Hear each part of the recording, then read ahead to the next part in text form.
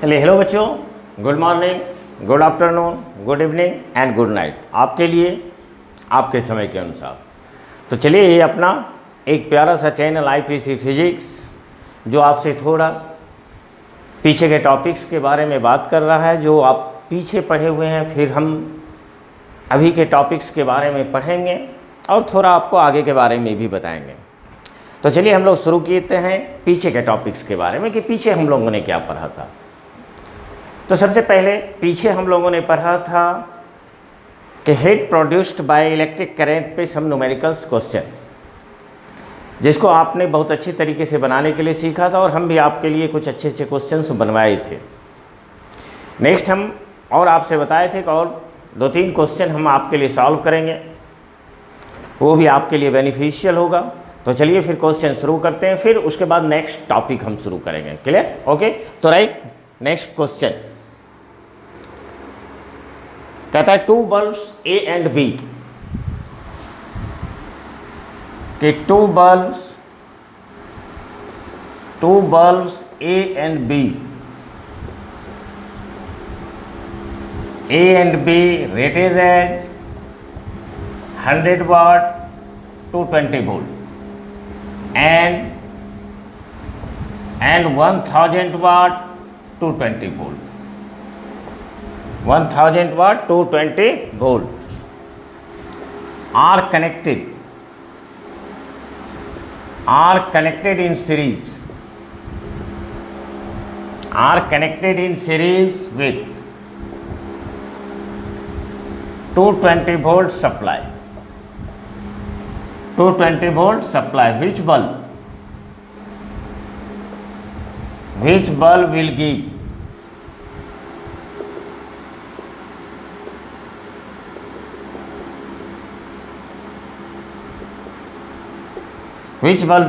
give more illumination? Clear?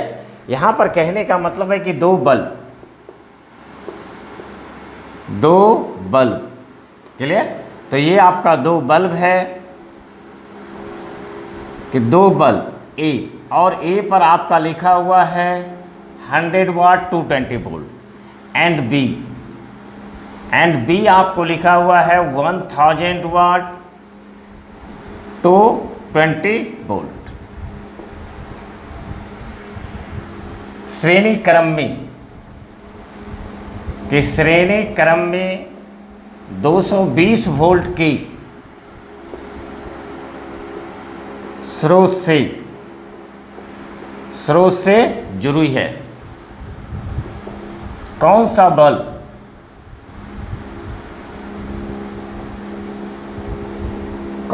Bulb ज़्यादा चमकेगा या प्रकाशित होगा? क्लियर? कि मतलब कौन सा बल्ब आपको ज़्यादा इल्यूमिनेट होगा।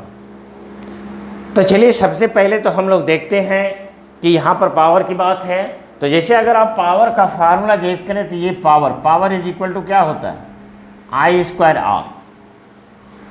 P इज इक्वल टू क्या होता है? I²R। और अगर आप देखें कि इन सीरीज की श्रेणी क्रम में, कि जब आप किसी चीज़ को श्रेणी क्रम में जोड़ते हो तो I क्या होता है?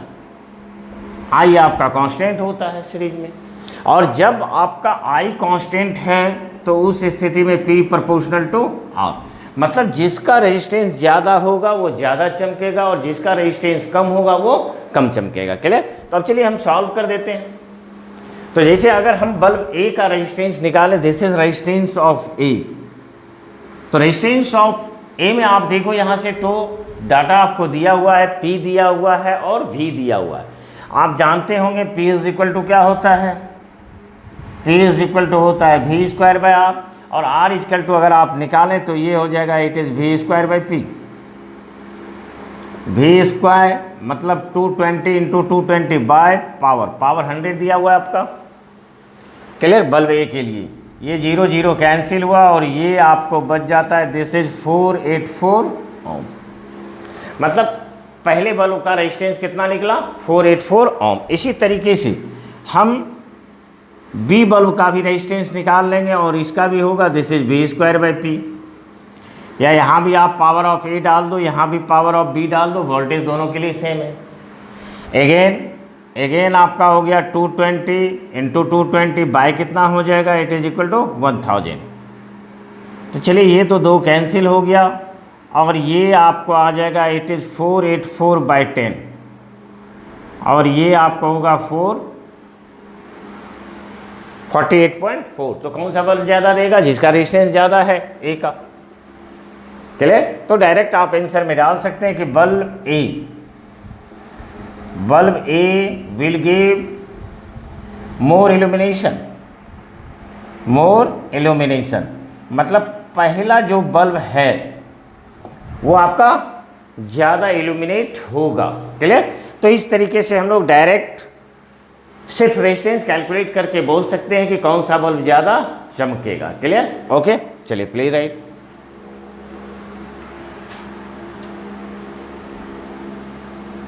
Okay complete. नाउ देखिए इसी क्वेश्चन में अगर हम इस सीरीज को बदल के पैरेलल कर दें, तो चलिए इसे आप पैरेलल कर दो। जब आप इसे पैरेलल कर देंगे, बाकी सारा चीज़ हम सेम रहने देते हैं और इस श्रेणी क्रम को समानांतर बोल देते हैं। तो पैरेलल का मीन्स क्या होगा, समानांतर क्रम में। तो समानांतर में 220 वोल्ट के स्रोत से जोड़ा जाता है, तो कौन सा बल्ब ज़्यादा चमकेगा। क्लियर? अब आप थोड़ा सा अंतर करो फार्मूला में। जैसे आप यहाँ से देखो, नेक्स्ट फार्मूला पावर का क्या होता है, नेक्स्ट फार्मूला पावर का होता है it is equal to V square by R, और जब हम पैरेलल कॉम्बिनेशन करते हैं कि इन पैरेलल, तो पैरेलल कॉम्बिनेशन में भी क्या होता है, भी आपका कांस्टेंट होता है, और जब भी कांस्टेंट होगा तो पी क्या होगा, this is P is inversely proportional to R. मतलब जिसका रेजिस्टेंस कम होगा वो ज़्यादा इल्यूमिनेट होगा ना। रेजिस्टेंस तो इसी प्रकार आप निकालेंगे, लेकिन इस स्थिति यहाँ पर फर्स्ट में आपका था ठीक है। तो बल्ब ए विल गिव मोर, मतलब जिसका रेजिस्टेंस ज़्यादा था वो ज़्यादा चमक रहा था। लेकिन पैरेलल में क्या होगा, पैरेलल में आपका होगा कि जिसका रेजिस्टेंस कम है वो ज़्यादा चमकेगा। तो आंसर क्या हो जाएगा, बल्ब बी, कि bulb B will give more illumination. चलिए तो चलिए इस दोनों क्वेश्चन को आप राइट करें, समझ भी गए होंगे। चलिए प्लीज राइट।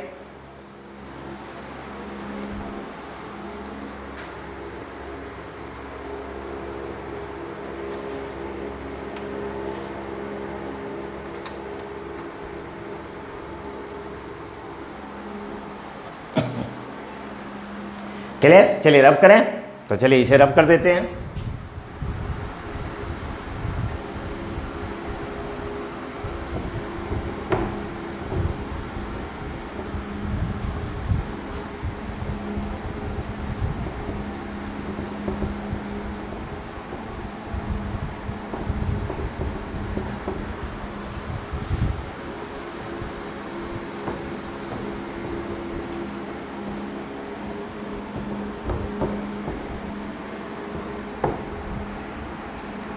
चलिए नेक्स्ट क्वेश्चन हम देखते हैं।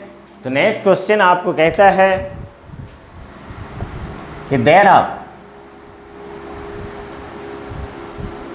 Are two separate coil,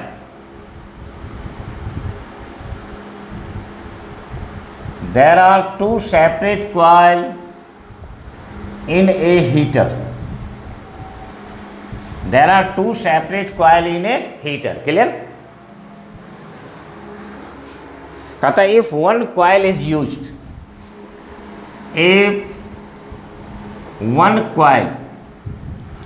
if one coil is used, then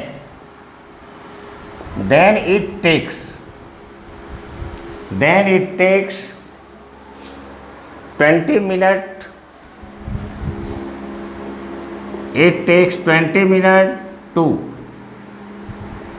to boil a given amount of water.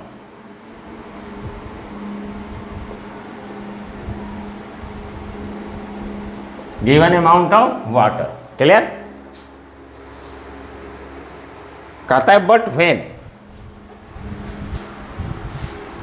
but when the other coil is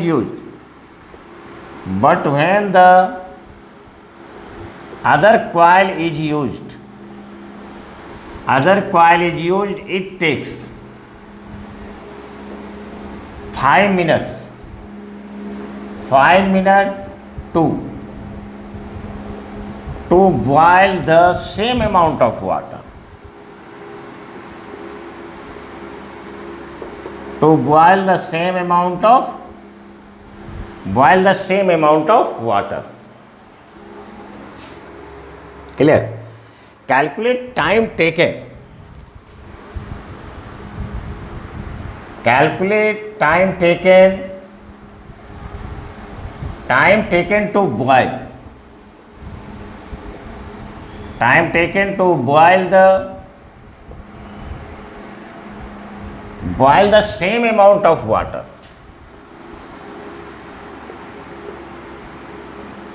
Same amount of water if they are connected in series. First में आपका हो गया they are connected in series, और second में क्या होगा आपका, second में होगा पैरेलल, कि if they are connected in series and connected in parallel. तो चलिए क्वेश्चन को थोड़ा समझें और अच्छी तरीके से समझें कि क्वेश्चन आपको क्या निकालने को बोल रहा है। क्लियर?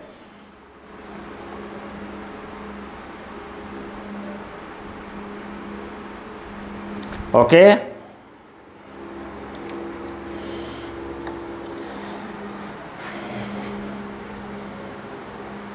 ना देखिए यहां पर कहता है कि एक हीटर में 2 सेपरेट कॉइल है। चलिए क्वेश्चन पहले आप अच्छी तरीके से समझ लें। तो क्वेश्चन आपको कह रहा है कि एक हीटर में 2 सेपरेट कॉइल हैं। बात समझ गए? अलग अलग कॉइल। कहता है यदि पहले कॉइल का प्रयोग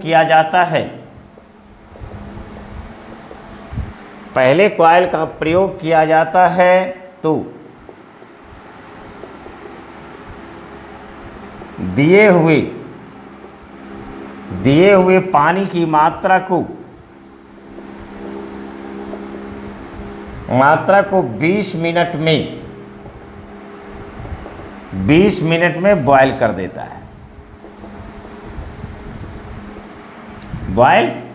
है। लेकिन जब दूसरे कॉइल का प्रयोग किया जाता है,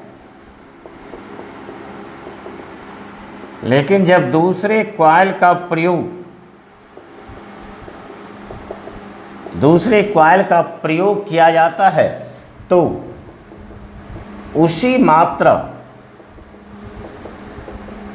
मात्रा के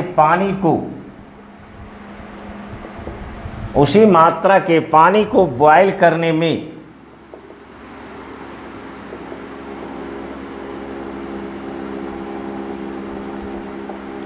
5 मिनट लगता है। आफ्टर दैट आपको कहता है कि समय कितना लगेगा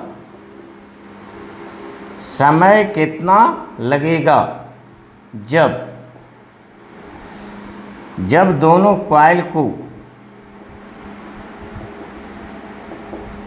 कॉइल को एक में सीरीज मतलब श्रेणी क्रम और दूसरा आपका हुआ पैरेलल, कि पैरेलल में जोड़ दिया जाता है।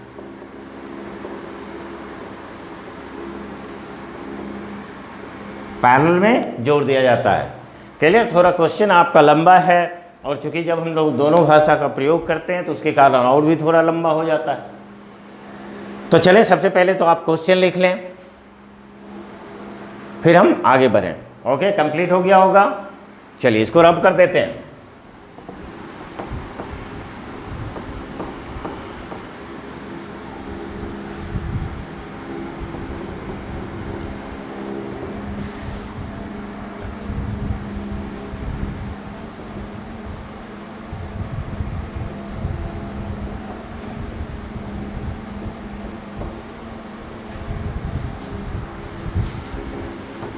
चलिए क्वेश्चन आप पढ़ लिए अच्छी तरीके से।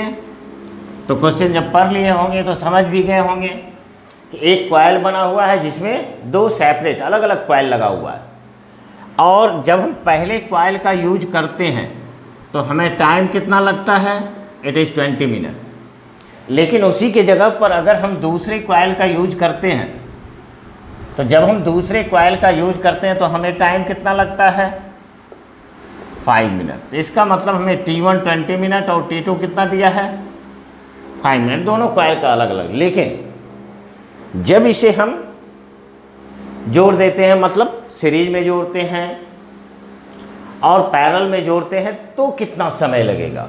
अब आप ये सोचो कि आखिर आप इसमें कर क्या सकते हो। तो यहाँ पर देखें कि यहाँ पर जहाँ हम उसे जोड़े हुए हैं, जिस भी कनेक्शन से जोड़े हुए हैं, जिस सोर्स से जोड़े हुए हैं, उसका वोल्टेज भी क्या होगा, वोल्टेज सेम होगा। क्लियर। दूसरा, अगर आप सोचें कि अगर आपने 1 लीटर या 2 लीटर पानी लिया, तो उसको बॉयल करने के लिए जितनी हीट की आवश्यकता है, मतलब 100 डिग्री सेंटीग्रेड पहुंचाने के लिए उसे जितनी हीट की आवश्यकता है, वो दोनों केस में उसको चाहिए। इसका मतलब हीट भी सेम है, हीट भी सेम लेगा। नाउ देखिए, हम लोग फार्मूला के बारे में सोचते हैं।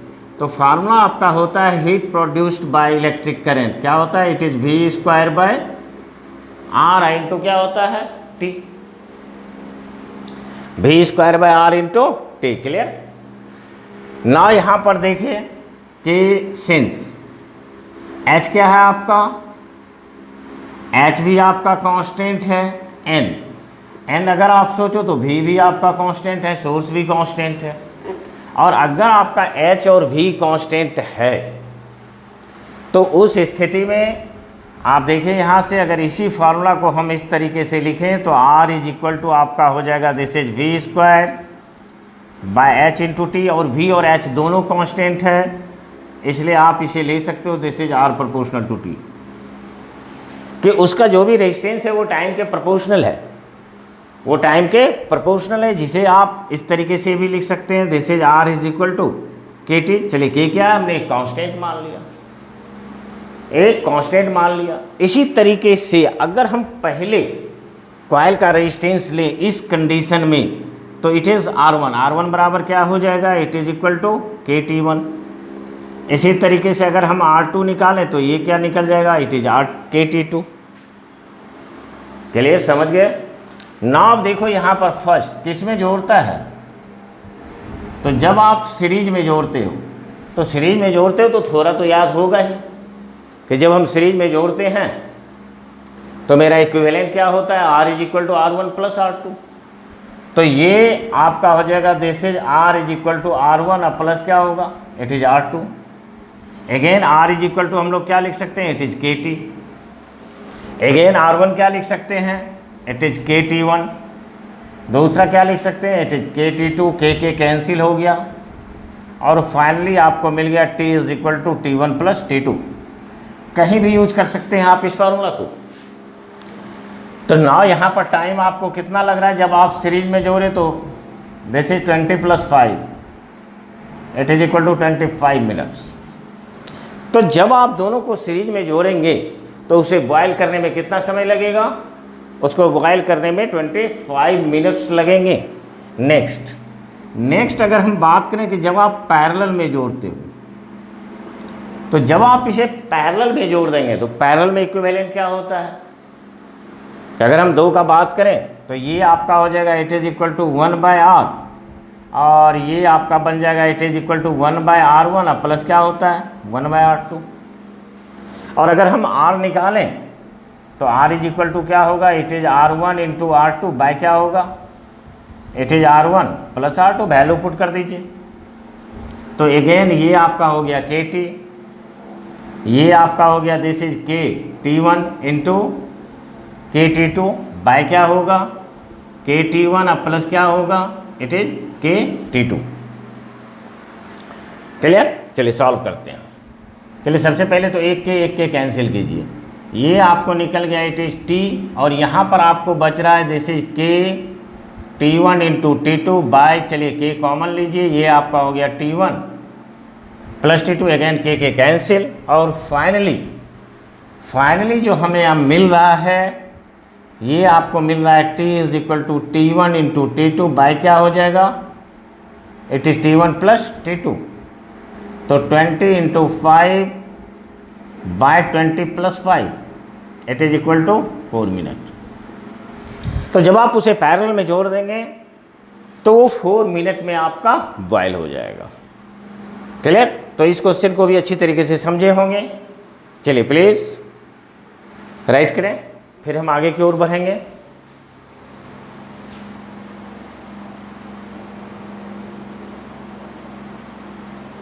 चलिए ओके क्लियर। तो चलिए इसे भी हम रब कर देते हैं।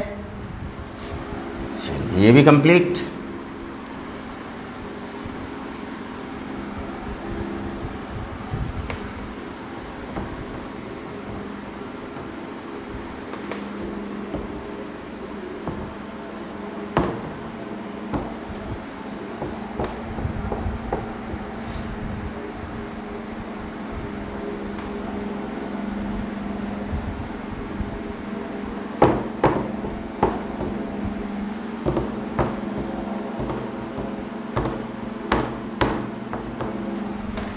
ओके तो इस तरीके से आपका heat produced by electric current पर जितने भी न्यूमेरिकल क्वेश्चंस थे, हमने बहुत सारे क्वेश्चंस बनाए। सबसे पहले आप शुरू में ही बहुत क्वेश्चंस एनसीईआरटी का बनाए थे, और अगर आप एग्ज़ाम पॉइंट ऑफ व्यू से बात करें तो एनसीईआरटी का क्वेश्चन तो इम्पोर्टेंट है ही, और वो आप सॉल्व कर ही चुके हैं, और उसके बाद कुछ एक्स्ट्रा क्वेश्चंस भी हम लोग सॉल्व किए। इसके बाद हम नेक्स्ट टॉपिक की ओर बढ़ते हैं, जो टॉपिक आपका बहुत बहुत बहुत ईजी है, इंटरेस्टिंग है, पहले भी आप पढ़े हुए हो, और उसे हम लोग कहते हैं grouping of resistance. Grouping of, तो ये आपका हो गया ग्रुपिंग ऑफ रेजिस्टेंस। क्लियर? या आप इसे कॉम्बिनेशन ऑफ रेजिस्टेंस भी बोल सकते हो। क्लियर? तो grouping of resistance, grouping of resistance हम लोग कहते हैं कि जैसे प्रतिरोध का संयोजन। तो चलिए ये चीज़, ये टॉपिक्स आप 10th में तो पढ़ते ही हैं, नेक्स्ट 12th में भी आप ग्रुपिंग ऑफ कैपेसिटेंस पढ़े थे। और अगर आप इसका डिफिनीशन और उसके डिफिनीशन का कंपैरिजन करें तो डिफिनीशन ऑलमोस्ट सेम ही है। वहाँ पर कैपेसिटर की बात होती है, यहाँ पर रजिस्टर की बात होती है। ओके, तो ग्रुपिंग हम कहते किसको हैं कि जब हम 2 या 2 से अधिक रजिस्टर को आपस में जोड़ देते हैं, then it is called grouping of resistance. चूँकि हम थोड़ा तेज़ी से इसलिए बोल दिए कि चूँकि हम ये समझ रहे हैं कि आप पढ़े हुए हो। कैपेसिटर में भी सेम टू सेम डिफिनीशन हम लिखे हैं कि व्हेन, तो ये आपका होगा व्हेन टू और more than two resistor are connected with each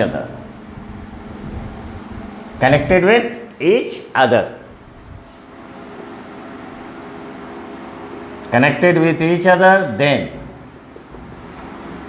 then it is called grouping.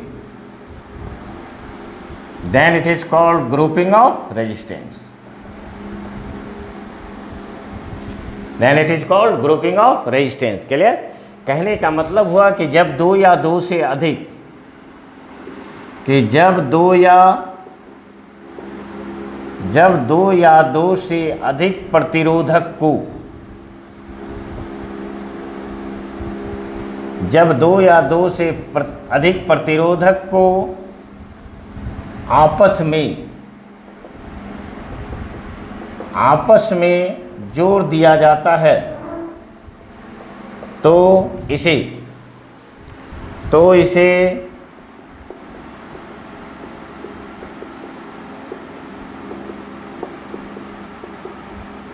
प्रतिरोध का संयोजन कहते हैं। क्लियर? तो 2 को जोड़ दिए। अब इसके भी अगर हम टाइप्स का बात करें कि ये कितने प्रकार का होता है, तो ये भी आप पहले से जान रहे हो। पहले को हम लोग कहते हैं सीरीज ग्रुपिंग। क्या कहते हैं? Series grouping. सीरीज ग्रुपिंग का मतलब श्रेणी क्रम। तो ये आपका हो गया श्रेणी क्रम संयोजन। क्लियर। और दूसरे को हम लोग क्या कहेंगे, तो दूसरे को हम लोग कहते हैं पैरेलल ग्रुपिंग। पैरेलल ग्रुपिंग का मतलब समानांतर, तो समानांतर संयोजन। क्लियर। तो ये आपका हो गया कि दो तरीके से हम जोड़ते हैं, एक को सीरीज कहते हैं और दूसरे को पैरेलल कहते हैं। क्लियर। ओके, बहुत इजी चीज़ है। आई थिंक आप साथ में लिख भी रही होगी। क्लियर। तो चलिए इतना को रब करते हैं, चलिए इतना को रब करते हैं। Okay, complete. देख लो एक बार।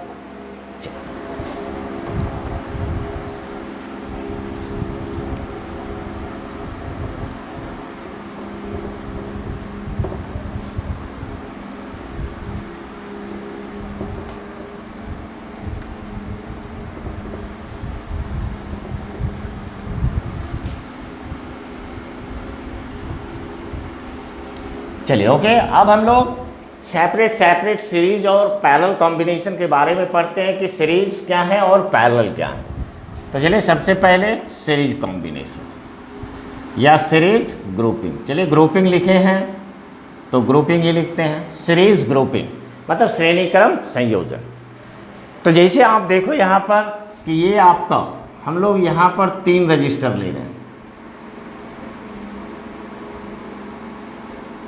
ये आपका रेजिस्टेंस का चिन्ह है, ये हो गया R1, it is R2, it is R3। Clear. और इसे हमने क्या किया, सीरीज में जोड़ दिया। तो चलिए यहाँ पर एक कॉमन सोर्स लेते हैं और इसे इस तरीके से कॉमन सोर्स से जोड़ देते हैं। कॉमन सोर्स आपका क्या है, V। क्लियर। अब देखो यहाँ से ज्यों ही हम सोर्स से जोड़ेंगे यहाँ पर क्या होगा, करंट फ्लो करेगा। और करंट कितना फ्लो कर रहा है, I। अब गौर से आप सोचो, यहाँ से जब ये करंट चलेगी तो एक ही रास्ता है, तो इसमें भी कितना करंट जाएगा, I। इसमें भी कितना जाएगा, I। और इसमें भी कितना जाएगा, I। मतलब तीनों में सेम करंट फ्लो कर रहा है। और अगर जितने भी रजिस्टर आपको दिए हुए हैं और सारे में अगर सेम करंट फ्लो करता है तो उसे सीरीज कॉम्बिनेशन कहते हैं। अब क्या होता है कि यहाँ से जब ये फर्स्ट रजिस्टर को क्रॉस करता है तो यहाँ पर पोटेंशियल ड्रॉप होगा, मतलब इसके क्रॉस पोटेंशियल डिफरेंस होगा।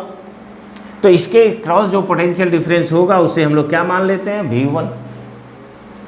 अगर फिर पर यहाँ क्या होगा, तो यहाँ पर भी ये पोटेंशियल डिफरेंस होगा, इट इज V2। और यहाँ पर क्या होगा, V3।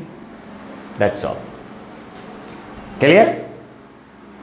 तो चलिए कि कहता है कि व्हेन 2 और मोर देन 2 रजिस्टर, कि व्हेन 2 और more then 2 register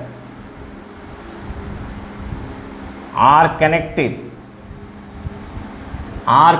in such a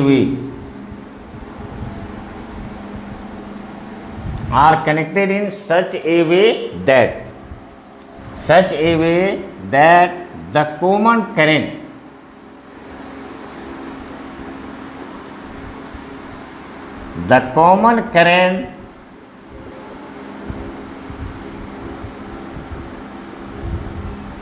common current flow through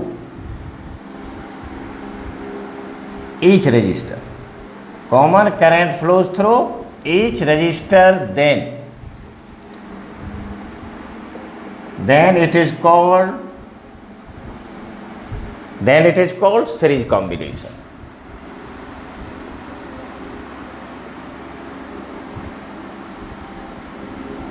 Then it is called series combination. Clear? कि जब दो या दो से अधिक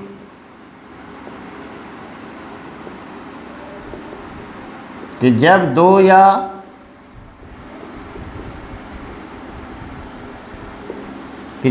या दो से अधिक प्रतिरोधक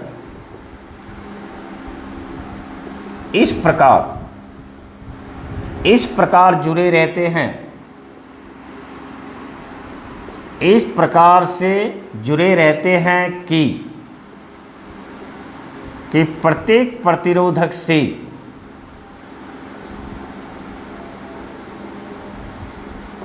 प्रत्येक प्रतिरोधक से प्रवाहित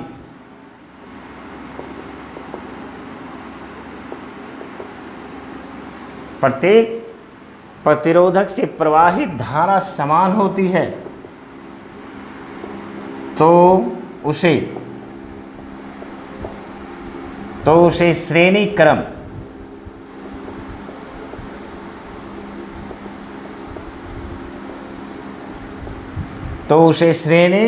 क्रम संयोजन कहते हैं। क्लियर? तो ये तो आपका डेफिनेशन हो गया। अब यहाँ पर सारा चीज़ हम लोग मान लेते हैं कि जैसे अगर आप मान लो कि लेट R1 R2 और क्या है आपका R3, ये क्या है आपका रेजिस्टेंस ऑफ रजिस्टर। तो ये आपका हो जाता है रेजिस्टेंस ऑफ रजिस्टर, मतलब प्रतिरोधक का प्रतिरोध।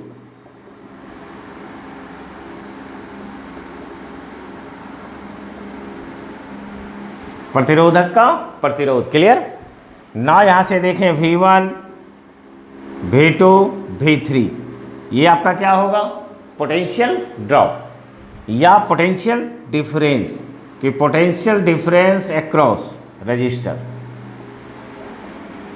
क्लियर? तो इसे आप लिख सकते हो दिस इज प्रतिरोधक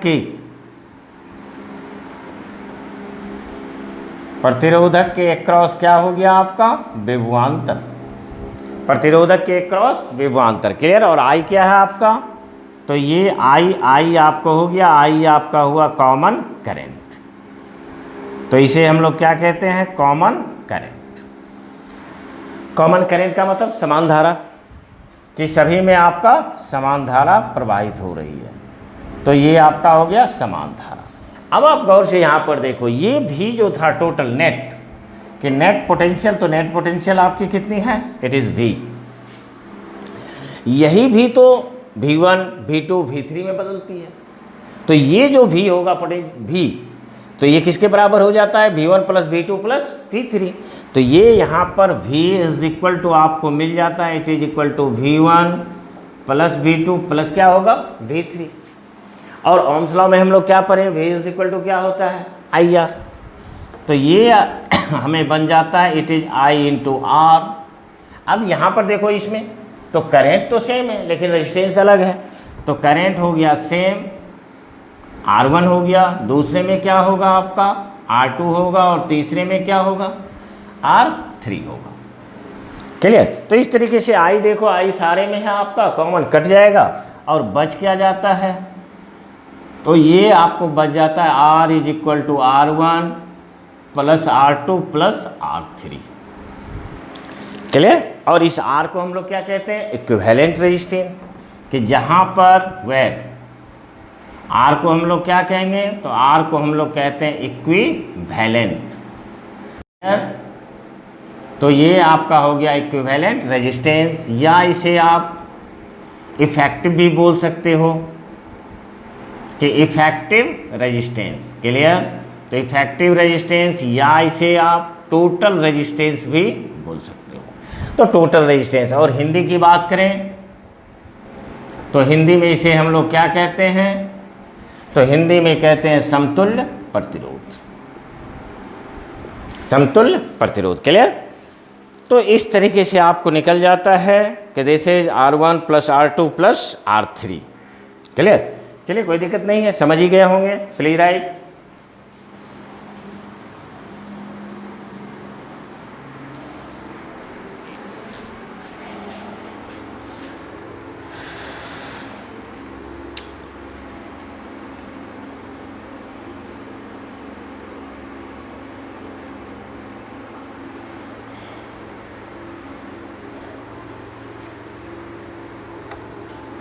चलिए ओके कंप्लीट। चलिए राइट करें। चलिए रब कर दें। तो चलिए इसे रब करते हैं।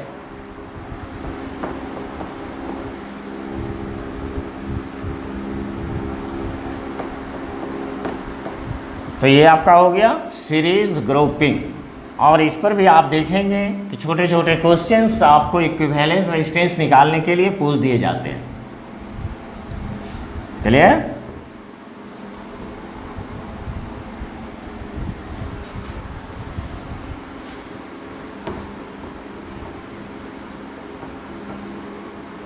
तो ना अभी आप लोगों ने देखा कि जब हम 3 रजिस्टर को, तो 3 रजिस्टर को अगर आप सीरीज में जोड़ते हैं तो उसका इक्विवेलेंट क्या होता है, उसका इक्विवेलेंट हो जाता है R1 plus R2 plus R3।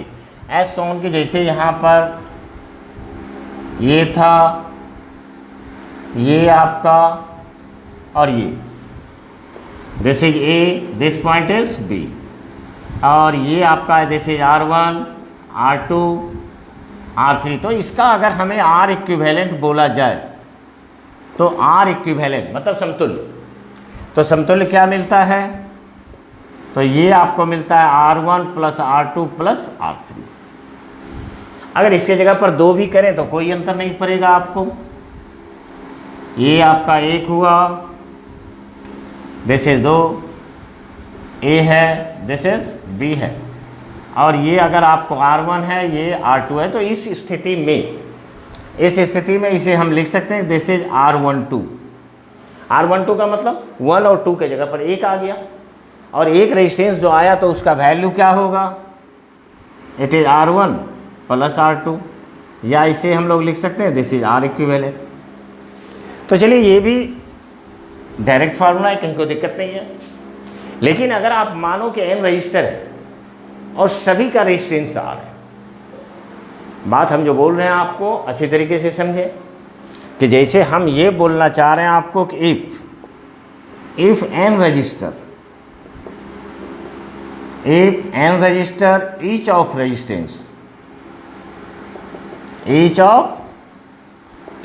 resistance R, small r, are connected in series, are connected in series। Clear? कहने का मतलब है कि जब n प्रतिरोधक,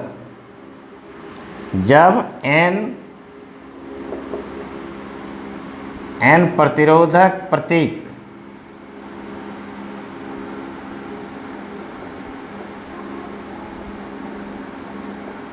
प्रत्येक का प्रतिरोध R को कैसे जोड़ रहे हैं आप, श्रेणी क्रम में।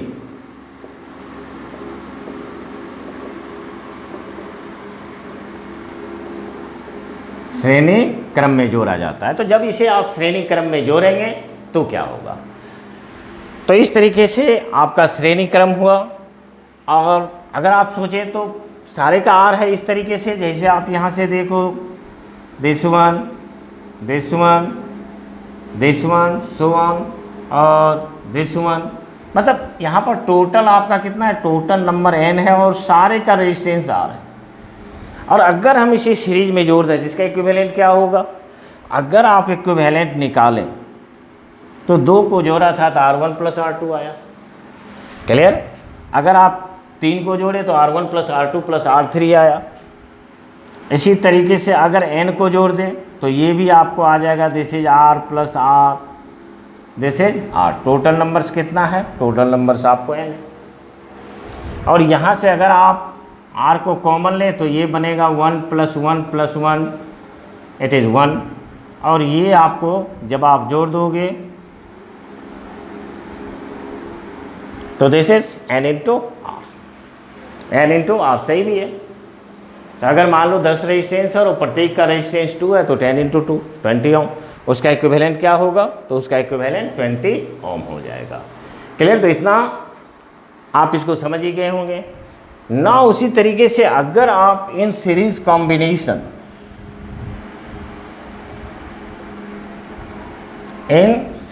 कॉम्बिनेशन और सीरीज ग्रुपिंग के श्रेणी क्रम संयोजन में, तो ये आपका होगा श्रेणी क्रम संयोजन में 2 पॉइंट महत्वपूर्ण हुआ। सबसे पहला हम लोग क्या देखें, तो सबसे पहला हम लोग देखें कि नहीं करंट सभी में सेम होना चाहिए। बात समझ रहे हैं? कहता है द करंट फ्लो थ्रू, कि the current flow through each resistor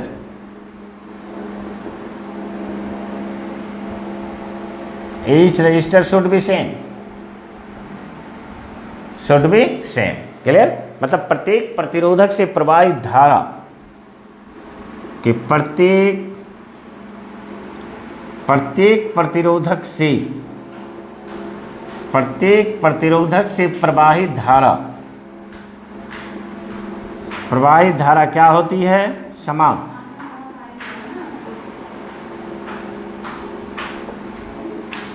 और next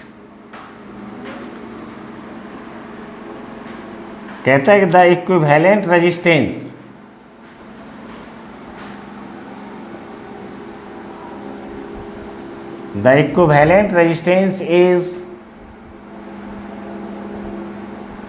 is greater than the greatest resistance।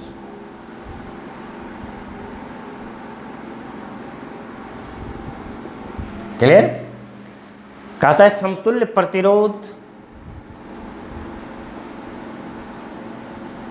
तो समतुल्य प्रतिरोध सबसे बड़े प्रतिरोधक से भी बड़ी होती है। कि जैसे अगर हमें ये बोला जाए कि 2 ओम, 3 ओम, 4 ओम के 3 रजिस्टर को सीरीज में जोड़ देते हैं, उसका इक्विवेलेंट क्या होगा? सबसे बड़ा 4 है, इक्विवेलेंट स्वाभाविक है ज़्यादा होगा, क्योंकि हम सारे को क्या कर रहे हैं? सारे को ऐड कर रहे हैं।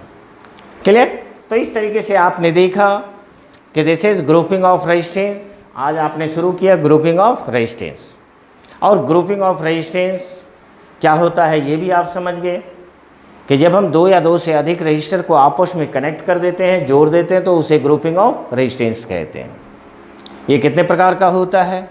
तो ये आपका 2 प्रकार का होता है। क्लियर? एक सीरीज ग्रुपिंग, दूसरा पैरेलल ग्रुपिंग। सीरीज श्रेणी क्रम, पैरेलल समानांतर। ना उससे जब आप थोड़ा आगे बढ़ते हो तो आपने सीरीज का पूरा पार्ट देख लिया। सीरीज हम किसे कहते हैं? कहता है 2 या 2 से अधिक रजिस्टर को इस प्रकार जोड़ते हैं कि सारे रजिस्टर से यदि कॉमन करंट फ्लो कर रही है तो उसे सीरीज ग्रुपिंग कहते हैं। फिर आपने इसका इक्विवेलेंट रेजिस्टेंस निकालने के लिए देखा कि R = क्या होता है? R1 + R2 + R3। 2 को जोड़ दें R1 + R2, N को जोड़ें N × R, N × R। फिर आपने ये 2 पॉइंट देखा, महत्वपूर्ण पॉइंट। फिर नेक्स्ट क्लास में हम पैरेलल ग्रुपिंग के साथ आपके लिए numericals based on grouping of resistance लेके आएंगे। तो चलिए, बहुत इंटरेस्टिंग होगा क्लास। चलिए, तब तक के लिए मन से पढ़ाई करते रहें, इसी तरीके से आगे बढ़ते रहें। और अगर अपने लिए हम बात करें तो please like, share and subscribe. Clear? जो नए भी देख रहे हैं तो वो भी चैनल को लाइक करें, सब्सक्राइब करें, ताकि आपको जितने भी क्लास हम अपलोड करते हैं वो सारे आपके पास नोटिफिकेशन मिलते रहे। चलिए, फिर नेक्स्ट क्लास में हम आपसे मिलते हैं। तब तक के लिए थैंक यू।